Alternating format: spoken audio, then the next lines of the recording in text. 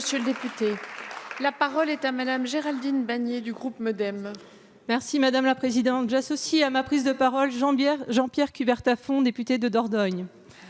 Des années qu'on attendait une revalorisation des retraites agricoles pour les futurs retraités comme pour les actuels retraités.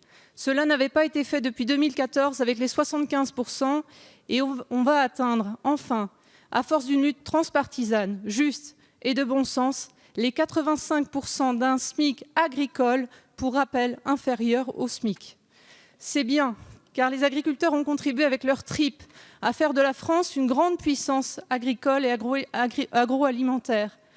C'est bien, mais on oublie la moitié du problème.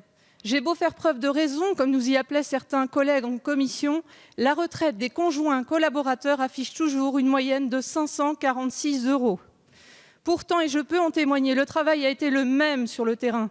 Travaux des champs, de l'élevage, gestion comptable et administrative de l'entreprise, pas de week-end, ni de vacances, ou si peu. Les conjoints, souvent des femmes, méritent mieux, vraiment. Le gouvernement le sait, il avait déposé un amendement au Sénat pour revaloriser de 5% les retraites des conjoints collaborateurs et aides familiaux au 1er janvier 2020. Petit geste, mais geste malgré tout.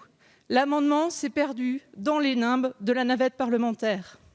Je ne doute pas que ce sujet reviendra, puisqu'il nous est impossible de parler de la retraite des conjoints dans le cadre de la deuxième lecture de la PPL en amendant. Drôle de chose, comme si l'on pouvait parler de la retraite des chefs d'exploitation sans parler de celle de leurs plus proches collaborateurs, au risque d'accroître les écarts. C'est un sujet sur lequel il faudra revenir assurément.